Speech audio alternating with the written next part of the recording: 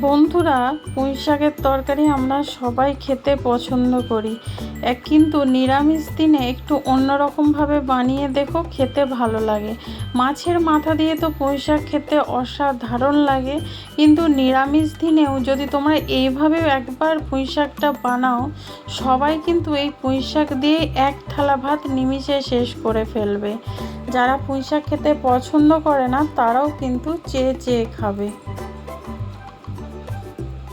এই ভিডিওটা যদি ভালো লেগে থাকে লাইক কমেন্ট শেয়ার করবে। নতুন বন্ধু যারা দেখছো তারা আমার চ্যানেলটা সাবস্ক্রাইব করে বেল আইকনটা ক্লিক করে দিও নতুন নতুন ভিডিও দেখার জন্য। আর যারা ফেসবুক থেকে দেখছো তারা আমার পেজটা ফলো করে দিও। বন্ধুরা দেখো, এখানে কিছু সবজি নিয়ে নিয়েছি। কুমড়ো, বরবটি, আলু, গাজর সব কেটে ধুয়ে পরিষ্কার করে নিয়েছি। তোমরা চাইলে কিন্তু আরও কিছু সবজি দিতে পারো। এখানে দেখো আমি পুঁই শাক নিয়ে নিয়েছি, একদম কচি নরম পুঁই শাক। এবার একটা ডাল নিয়ে দেখো পাতাগুলো আমি প্রথমে ছাড়িয়ে নিচ্ছি, তারপরে ডাঁটাগুলো আমি ছোট ছোট টুকরো করে কেটে নেব। পাতাগুলো আলাদা করে নেব আর ডাঁটাগুলোও আমি আলাদা করে নেব। দেখো এইভাবে আমি কেটে নিচ্ছি। তোমরা চাইলে যেহেতু নরম একবারে এইভাবেও কেটে নিতে পারো। আমি কিন্তু আলাদা একটু করে নিচ্ছি, কারণ তাতে ডাঁটাগুলো তরকারিতে যখন আমি একটু ভাজবো তাতে খেতে ভালো লাগবে, সেই জন্য নিচ্ছি। কিন্তু এই ডগের দিকে দেখো একদম নরম, সেই জন্য আর বাছলাম না, একবারে কেটে নিলাম। এখানে দেখো ডাঁটাগুলো আলাদা করে নিয়েছি আর এখানে পাতাগুলোও আমি আলাদা করে নিয়েছি। এবার কড়াতে আমি সর্ষের তেল গরম করতে দিয়েছিলাম, এর মধ্যে দিয়ে দেবো আমি 5 ফোড়ন। একবারেই কিন্তু তরকারিটা আমি করে নেব। 5 ফোড়নটা একটু ভাজা ভাজা করতে হবে। ভাজা হয়ে গেলে যখন খুব সুন্দর গন্ধ বেরোবে তখন এর মধ্যে দিয়ে দেবো আমি সবজিগুলো। প্রথমে দিয়ে দিচ্ছি দেখো বরবটি। প্রথমে বরবটিগুলো দিয়ে দিচ্ছি, তারপরে দিয়ে দেবো আলু,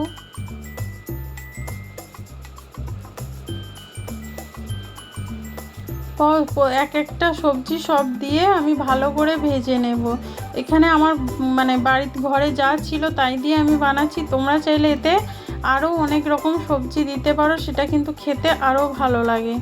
দেখো এখানে আলু আর বরবটিটা দিয়ে দিলাম, দিয়ে একটু দেখো আমি ভেজে নিচ্ছি, হালকা একটু নেড়ে নিচ্ছি। তারপরে আমি কুমড়ো আর গাজরটা দিয়ে তা ভালো করে একটু লাল লাল করে ভেজে নেব। তাতে কি হবে, চচ্চড়ির কিন্তু স্বাদটা দ্বিগুণ বেড়ে যাবে। যেহেতু নিরামিষ দিনে একটু পেঁয়াজ পড়বে না, মাছের মাথা টাথা কিছু দেওয়া হবে না, তো একটু যদি সবজিগুলো ভেজে নেওয়া যায় তাহলে কিন্তু খেতে খুব ভালো লাগে। আর বন্ধুরা দেখো, কুমড়োটা কিন্তু একদম পাকা কুমড়ো, কালারটা দেখে তোমরা বুঝতেই পারছো যে কত সুন্দর। কুমড়োটা খুবই মিষ্টি। দেখো এবার সব কিছু দিয়ে আমি কিন্তু ভালো করে একটু ভেজে নিচ্ছি। এখানে নুন হলুদ আমি দেব, প্রথমে একটু নেড়ে নিই, তারপরে আমি এর মধ্যে নুন হলুদ দেব। পরিমাণ মতন নুন আর হলুদ আমি দিয়ে দেবো। দেখো এখানে আমি নুনটা দিয়ে দিচ্ছি, তরকারিতে যতটা নুন দরকার আমি একবারেই দিয়ে দিচ্ছি। যেহেতু শাক আছে আমি সেই জন্য একবারে দিয়ে দিলাম। এবার এখানে হলুদটাও কিন্তু আমি একবারে দিয়ে দেবো।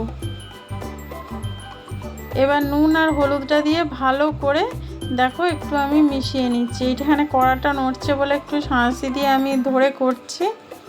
দেখো এখানে খুব সুন্দর করে কিন্তু ভেজে নিতে হবে, তবেই কিন্তু খেতে ভালো লাগবে। বরবটি, আলু, কুমড়ো যত সুন্দর করে ভাজা হবে চচ্চড়ির স্বাদটা কিন্তু ততই ভালো লাগবে।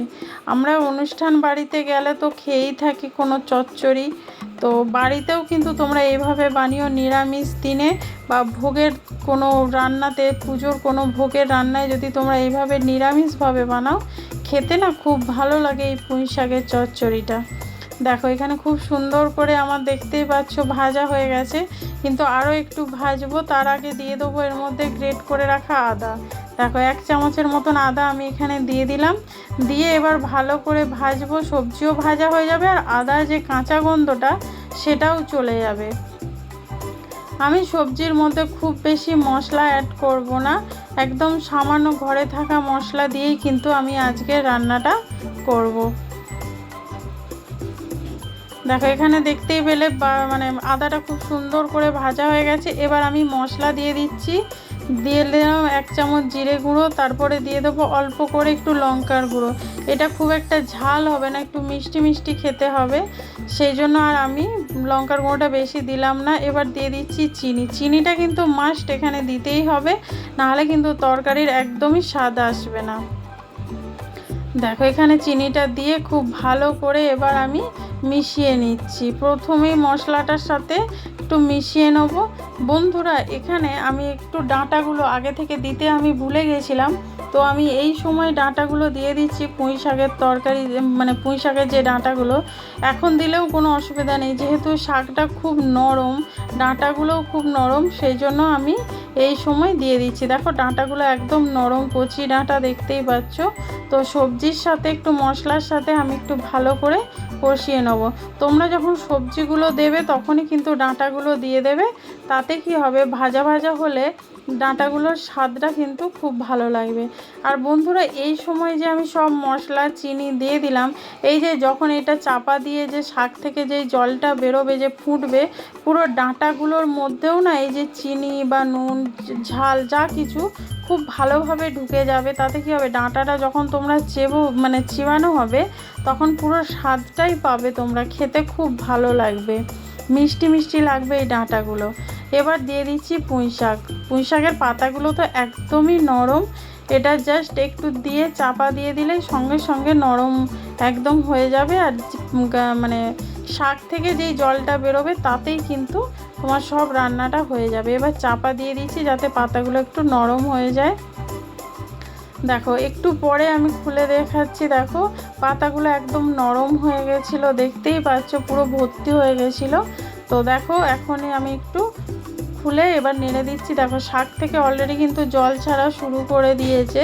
তো শাক থেকে যে জলটা বেরোচ্ছে তাতেই কিন্তু রান্নাটা করতে হবে। এই সময় তোমরা কিন্তু একদম আঁচটা বাড়াবে না, একদম লো আঁচে কিন্তু রান্নাটা করতে হবে, তবেই কিন্তু এর স্বাদটা পাবে বা খেতেও ভালো লাগবে।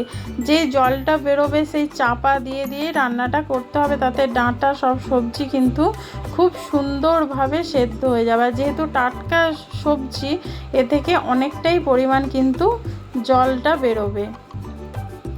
দেখো একদম মিশিয়ে নিয়েছি খুব ভালোভাবে। মিশিয়ে চাপা দিয়ে আমি আবার 5 মিনিট রেখে দেবো একদম লো আছে।